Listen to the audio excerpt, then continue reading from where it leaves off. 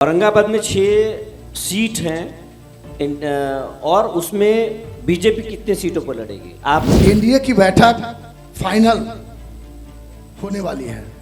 इसके बाद ये तय होगा कि हम 3 सीट लड़ेंगे कि 4 सीट लड़ेंगे। बीजेपी लड़ेगी 3 सीट पर, जेडीयू लड़ेगी, तो फिर लोजपा और उपेंद्र कुशवाहा की पार्टी कहां लड़ेगी? कोई भी गठबंधन साथी कहीं से किसी दल को लड़ाया जाएगा, 12 बजे दिन में चुनाव जीतेगा। बिहार में कुशवाहा कार्ड चल रहा है, आप सम्राट के करीबी माने जाते हैं। जय मेहता कैंडिडेट हैं कि नहीं? सीधी बात, घुमाइए मत। मैं तो सीधा बोल रहा हूँ, पार्टी यदि लड़ाना चाहेगी तो बिल्कुल लड़ूंगा। कहां से लड़ना चाहेंगे? ओबरा से। ये साथ कुशवाहा जाति जाएगा, समुदाय जाएगा, या फिर अभय कुशवाहा के साथ? क्योंकि राजद जो है अभय जी को भी प्रमोट कर रहा है। कुशवाहा को मैं ऐसे जात की राजनीति नहीं करता हूँ, लेकिन आप जातीय शब्द का संबोधन करके तो जाति के छाती में ही सब कुछ होता है। नहीं, आप प्रश्न किए हैं। हमारी पार्टी, जिस पार्टी का मैं कार्यकर्ता 25 साल से हूँ, ये जात की राजनीति नहीं करती। समाज से मैं आता हूँ तो निश्चित तौर पर मुझे भी मालूम है मेरा समाज अब विधायक और एमपी नहीं चाहता, सीएम चाहता है। मेरा समाज विधायक और एमपी नहीं चाहता है। मेरा समाज परीक्षा देने की स्थिति में है, और इस बार परीक्षा जो देगा ना, 100 में 100 पास करेंगे। आज बिहार में सदियों से, या बिहार झारखंड जब साथ था उस समय भी एनडीए के साथ रहा है, लेकिन हम गिनती गिनाने में भुला जाते हैं। काराकाट में औरंगाबाद को अगर मानते हैं कि गलती हो गई, बाय डिफॉल्ट हो गया, आप काराकाट में आप उपेंद्र जी के साथ लोग नहीं गए? उन दिनों की बात याद कीजिए, वो किसी जाति और किसी दल विशेष के लोग युवा नहीं थे। वो एक कलाकार के रूप में, कलाकार को चाहने वाले लोग एक हवा खड़ा करती है। पवन सिंह, नाम बोलिए, पवन सिंह। कुशवाहा भी इशारों में बोले हैं कि पवन सिंह को चुनाव में उतारने में बीजेपी के एक बड़े नेता का नाम आता है, और इशारों में वो जो नेता है वो आपकी बहुत करीबी। सवाल है कि अगर आपको मौका मिलता है, ओबरा से पार्टी अगर लड़ाती है चुनाव, तो ओबरा क्या जीत पाएंगे संजय मेहता? है संजय जी? बहुत अच्छा है, और इस मंच से सबसे पहले आपको, पूरी टीम को हृदय से कोटि कोटि बधाई देता हूं, और सामने बैठे जितने भी सम्मानित आदरणीय साथी हैं, अभिभावक हैं, सबको मैं विशेष रूप से बधाई और शुभकामना देता हूं। इस बार सीधा सवाल करते हैं, प्रदेश स्तर की सवाल नहीं करते हैं, सीधे औरंगाबाद पे आते हैं। औरंगाबाद में 6 सीट हैं और उसमें बीजेपी कितने सीटों पर लड़ेगी? आप बीजेपी के पूर्व जिला अध्यक्ष रहे हैं। औरंगाबाद में 6 सीट है, जिसमें हम लोग पहले जो लड़ते थे वो आपको भी मालूम है। अब एनडीए की बैठक फाइनल होने वाली है।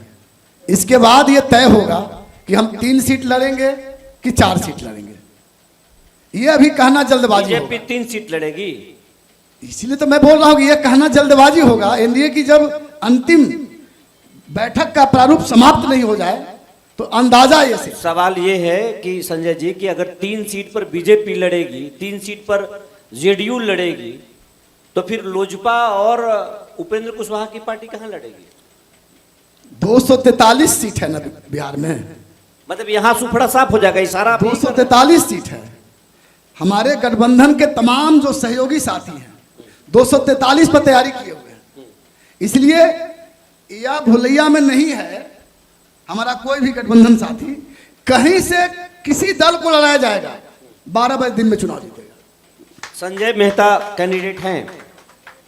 पार्टी यदि जिला अध्यक्ष बनाई तो निर्वाहन करना था, किया। लोकसभा प्रभारी के रूप में, प्रदेश कार्य समिति सदस्य के रूप में। बिहार में कुशवाहा कार्ड चल रहा है, आप सम्राट के करीबी माने जाते हैं। बिहार के जितने भी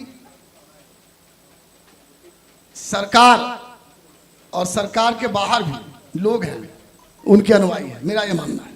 संजय मेहता कैंडिडेट हैं कि नहीं? सीधी बात, मैं तो घुमाइए मत। मैं तो सीधा बोल रहा हूं, पार्टी यदि लड़ाना चाहेगी तो बिल्कुल लड़ूंगा। कहां से लड़ना चाहेंगे? ओबरा से।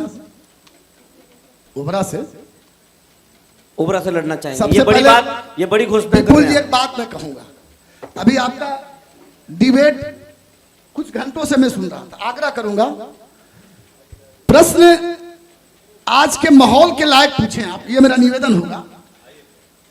यहां दो धरा है, एनडीए और महागठबंधन। उस धरे पर प्रश्न पूछें, मुझे जवाब देने में भी और जनता के बीच मैसेज जाने में भी बढ़िया होगा। सम्राट के साथ कुशवाहा जाति जाएगा, समुदाय जाएगा, या फिर अभय कुशवाहा के साथ? क्योंकि राजद जो है अभय जी को भी प्रमोट कर रहा है। ये बढ़िया सवाल आपका है, बहुत बढ़िया सवाल आपका है।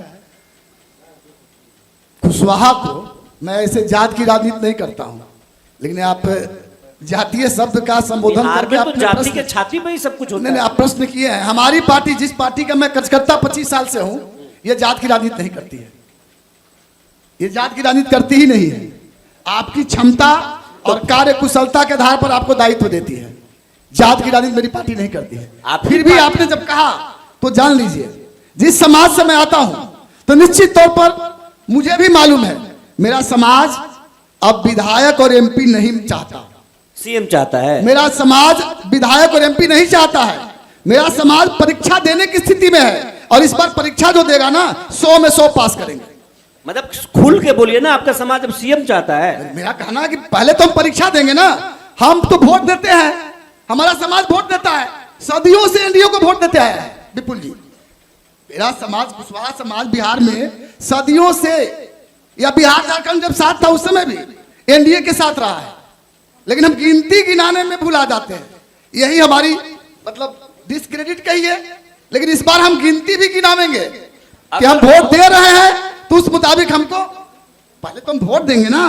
पहले ही परीक्षा ही धरी है 2025। आपने जो कहा उसी का जवाब दे रहा हूं। एक तरफ मैं ये जानना चाहता हूं, या लोग जानना चाहते हैं कि एक तरफ सम्राट अगर बड़े फेस होंगे, दूसरे तरफ लोकल में अगर उस विधानसभा में आरजेडी के तरफ से कुशवाहा कैंडिडेट होगा, कुशवाहा किसके साथ जाएंगे? देखिए, जात की राजनीति सम्राट के साथ जाएंगे या कुशवाहा जी के साथ जाएंगे? सरकार के साथ जाएगी। अभी आप तो लोकसभा चुनाव में फिर कैसे चले गए? महागठबंधन के साथ चले गए, आपके साथ क्यों नहीं आए?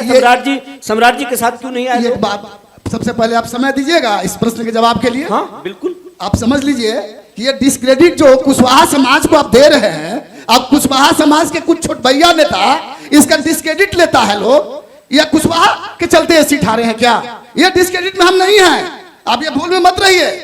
ये डिस्क्रेडिट में नहीं है, ये चुनाव एक परिस्थिति बस हमारे हैं। ये दुर्भाग्य था, हमारे मैनेजमेंट की भी कमी रही है। हम स्वीकार करते हैं चुनाव औरंगाबाद से हारे हैं। काराकाट में क्या हुआ? डिस्क्रेडिट आप ये समाज जो लेता है, समाज के छोटे भैया, उसमें मैं नहीं हूं, उसमें मैं बिल्कुल नहीं हूं, और न मेरा समाज है।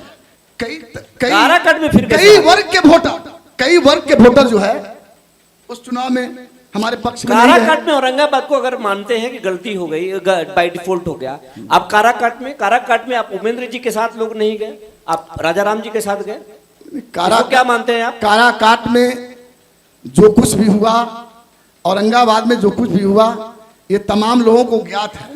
और काराकाट हमको ज्ञात नहीं, हमको बताइए, लोगों को बताइए भाई, जनता को मालूम नहीं है क्या हुआ। काराकाट में उपेंद्र जी को जितनी वोटें आई, एनडीए का वोट लगभग आया। थोड़ी सी चूक हुई है जरूर।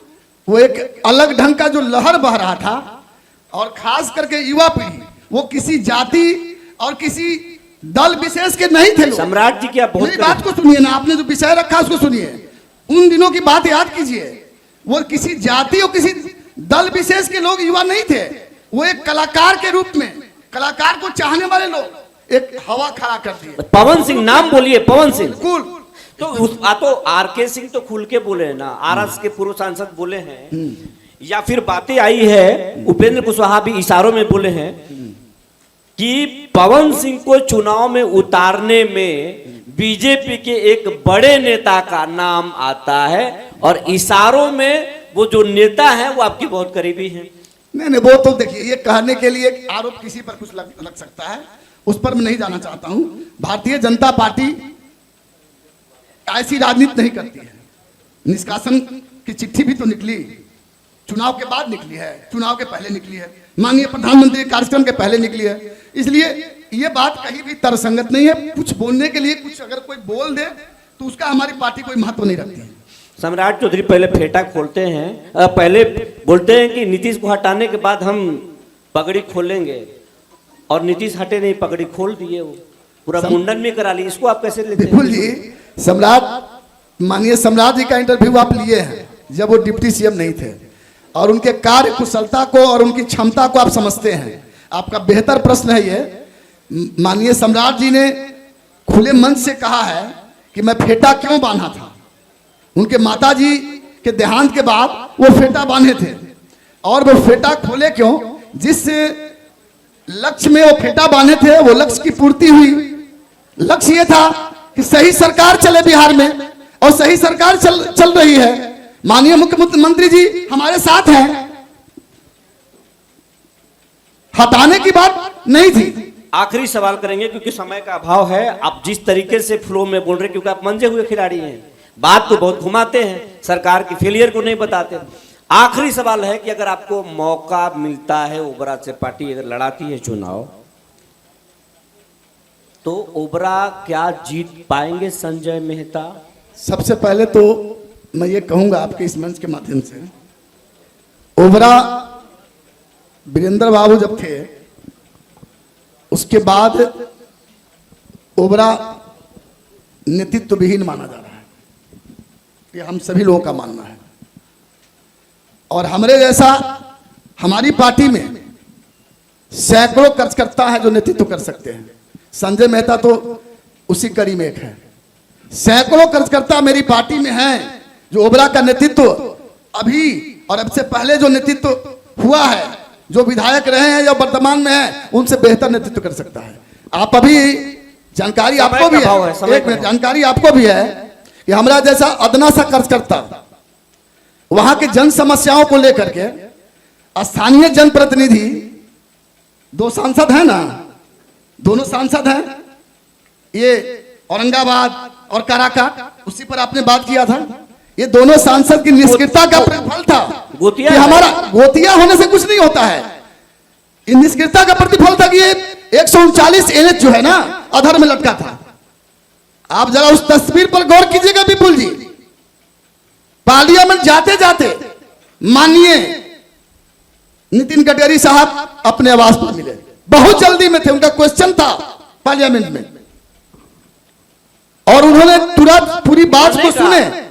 बनेगा, समय का भाव है, बनेगा, बिल्कुल बनेगा, सैंक्शन कर दिए हो। चलिए, बात डीपीआर तैयार होगा। बात करने के लिए और समय देने के लिए बहुत बहुत धन्यवाद। चलिए, धन्यवाद आपको भी।